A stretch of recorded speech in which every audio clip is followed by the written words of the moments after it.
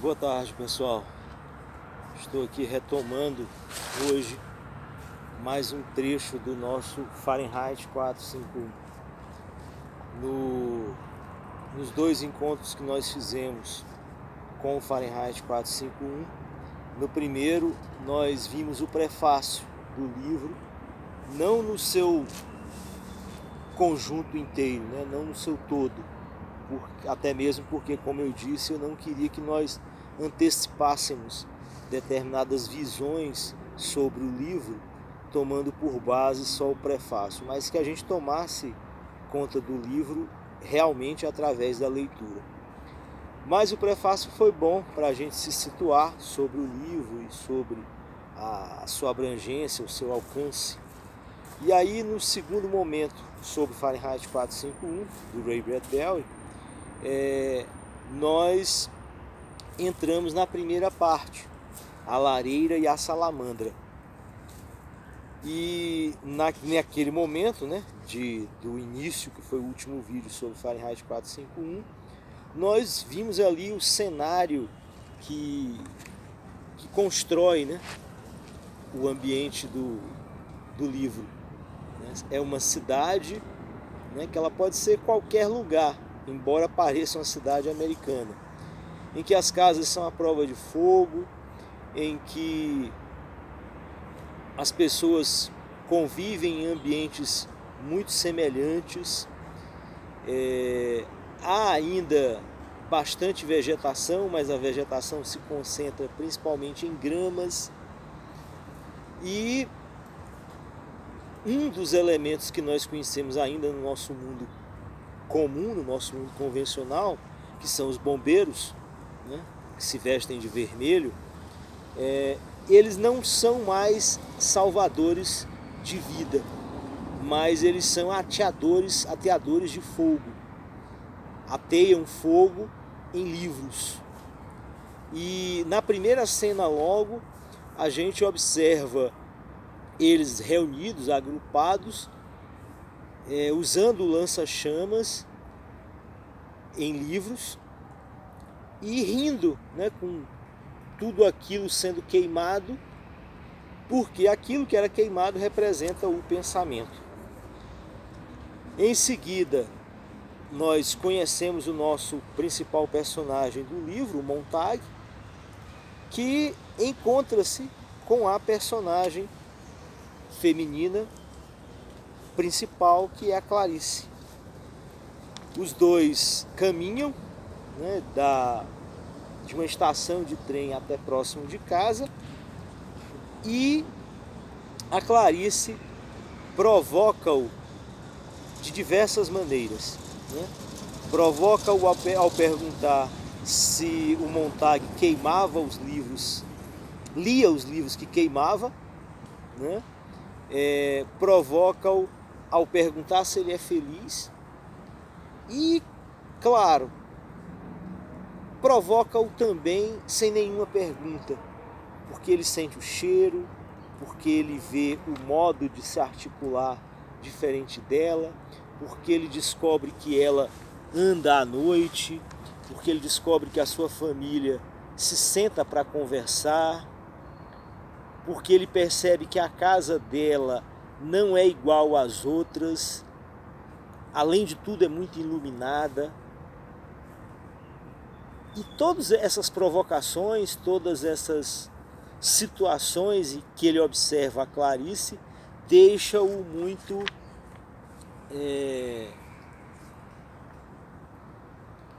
muito assustado, muito duvidoso qual realmente é a forma que ela está sendo educada, criada, organizada. E vamos ver o que vai dar essa desconfiança, vamos ver o que acontece com esse encontro.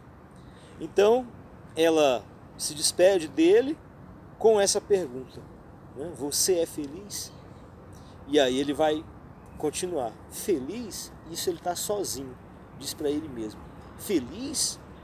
Mas que absurdo! Montag parou de rir. Na porta de sua casa enfiou a mão no orifício em forma de luva e seu toque foi identificado. A porta deslizou, abrindo-se. Claro que sou feliz, pensou ele. O que ela pensa? Que não sou? Perguntou ele para os cômodos silenciosos. Parou no corredor, olhando para a grelha do ventilador, e de repente se lembrou que alguma coisa jazia oculta por trás da grelha. Algo que parecia espiá-lo ali embaixo. Rapidamente desviou os olhos. Que estranho, encontrou numa noite estranha. Não se lembrava de nada parecido, a não ser numa tarde, um ano antes, quando conheceram um velho no parque e haviam conversado. Montag meneou a cabeça. Olhou para a parede vazia, o rosto da garota estava ali, em sua memória. Era um rosto lindo, na verdade, assombroso. Era um rosto muito tênue, como o mostrador de um reloginho fracamente discernível num quarto escuro no meio da noite.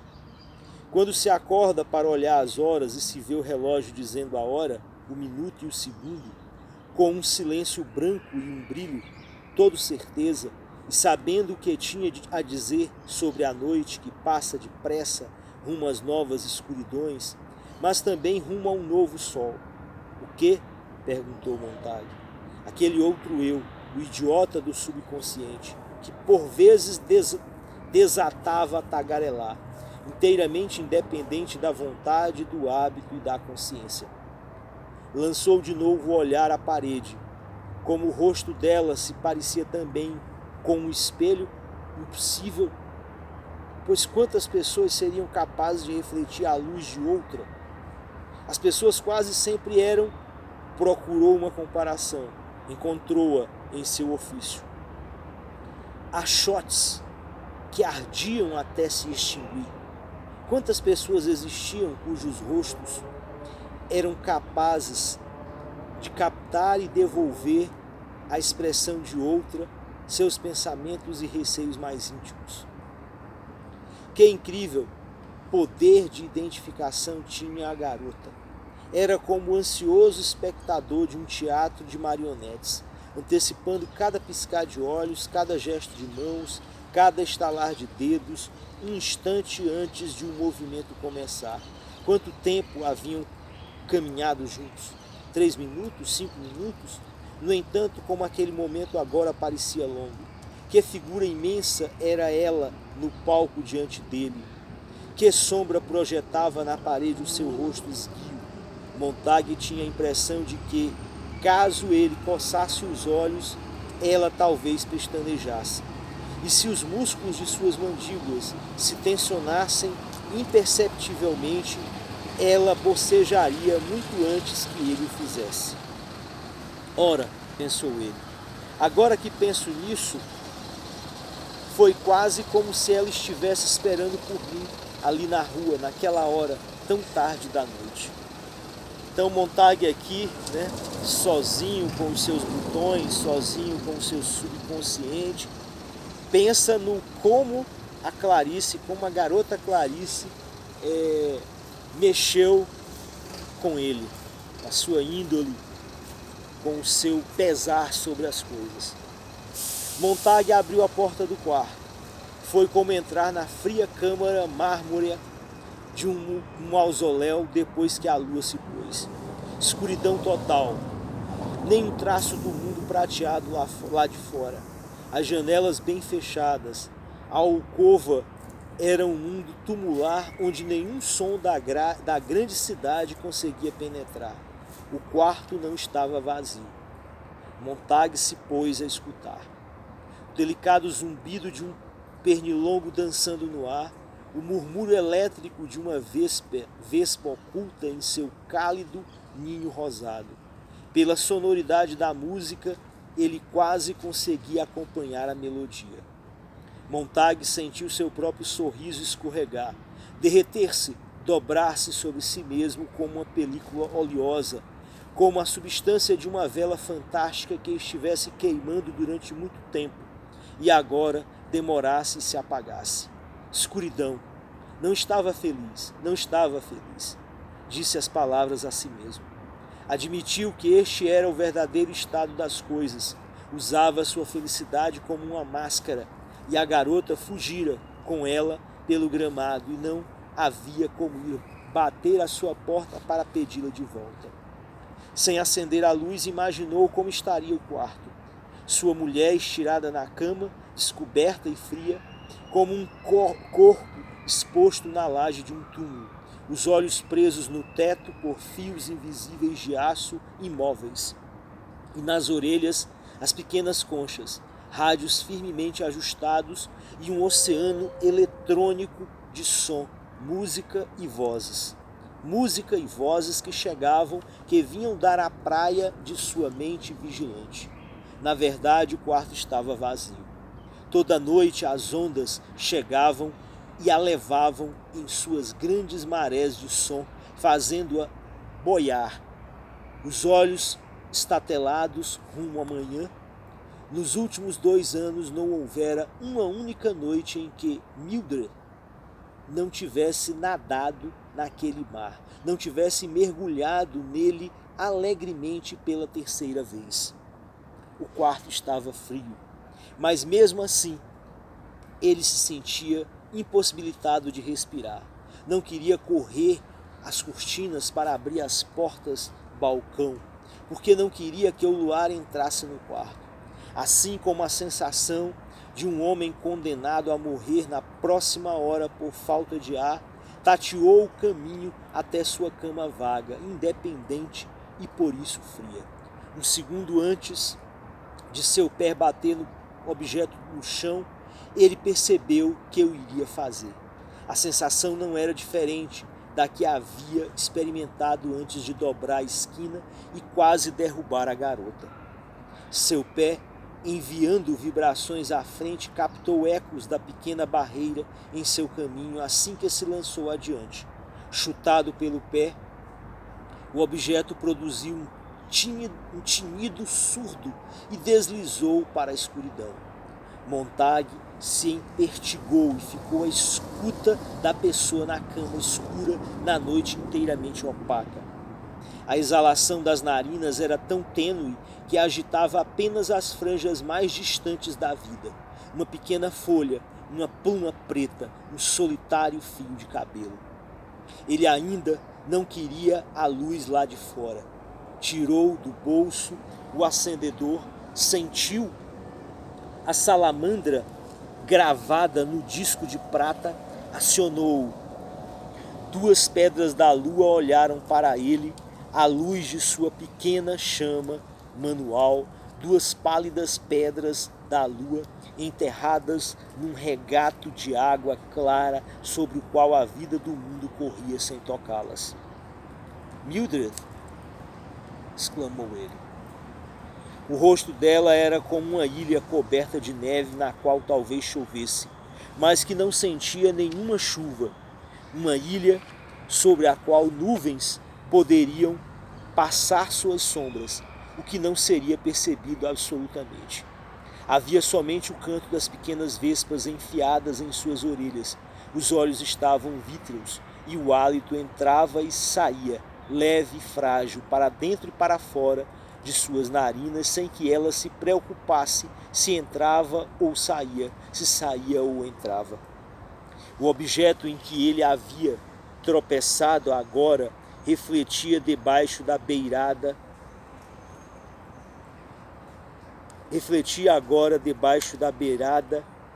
de sua própria cama. O pequeno frasco de cristal com pílulas para dormir, que pela manhã contivera 30 cápsulas, agora estava sem tampa e vazio à luz da minúscula chama. Enquanto ele se detinha ali, o céu urrava sobre a casa. Houve um tremendo som retalhante, como se 2 mãos gigantescas tivessem rasgado 10.000 quilômetros de costura de linha preta. Montague se sentiu cortado ao meio. Sentiu o peito ser lanhado em 2 partes.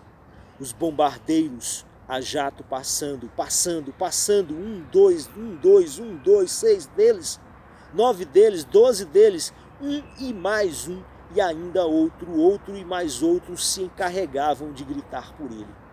Montag abriu a boca e deixou que o grito estridente descesse e saísse entre seus dentes arreganhados. A casa estremeceu, a chama se apagou em sua mão, as pedras da lua desapareceram. Ele sentiu sua mão mergulhar na direção do telefone. Os jatos haviam passado. Montag sentiu os lábios se moverem, roçando o bocal do telefone. Hospital de emergência, um terrível sussurro. Teve a impressão de que as estrelas haviam sido pulverizadas pelo som dos jatos negros e que pela manhã a terra estaria coberta com sua poeira. Como uma neve estranha, foi esse o seu pensamento idiota, enquanto tremia no escuro e deixava os lábios se moverem sem parar. Eles tinham uma máquina. Na verdade, tinham duas máquinas. Uma delas desligava para dentro do estômago da pessoa como uma naja preta descendo por um poço retumbante, procurando toda a água antiga e o tempo morto ali acumulados. Ela tragava a substância verde que fluía para o alto num lento fervilhar. Será que beberia a escuridão? Sugaria todos os venenos acumulados ao longo dos anos?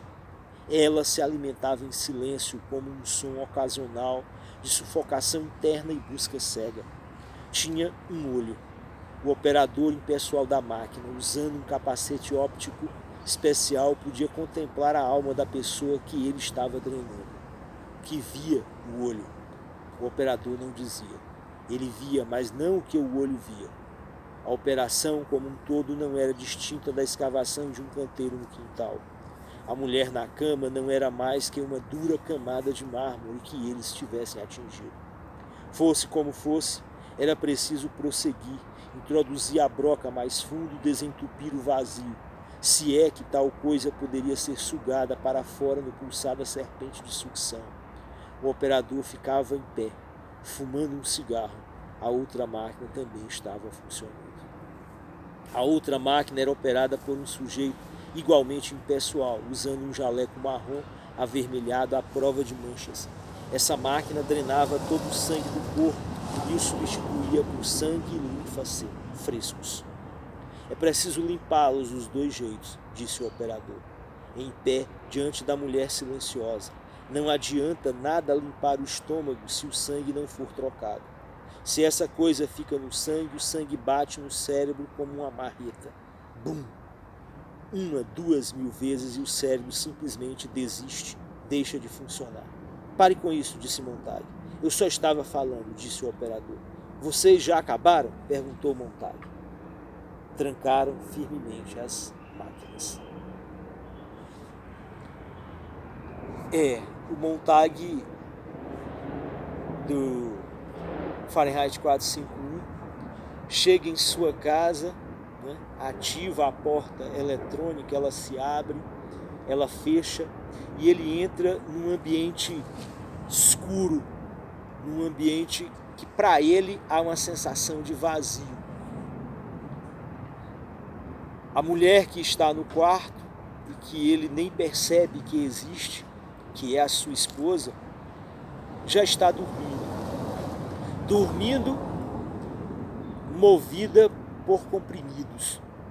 O frasco que ele chuta, que está vazio, que estava cheio, foi consumido por ela ao longo do dia. Ele se deita, ainda transtornado, embevecido, cheio de impressões diversas sobre o acontecimento do encontro com a Clarice, mas aquele ambiente, aquela escuridão, ele precisa dormir. Ele precisa dormir porque um outro dia virá. E alguns sonhos tumultuam a sua mente, né? Sonhos extremamente diversificados e confusos. Até porque nós vimos aqui, né, o Ray Bradbury, ele trabalha muito com metáforas, e metáforas de algum modo complicadas, mas que nós vamos clareando-as aos poucos.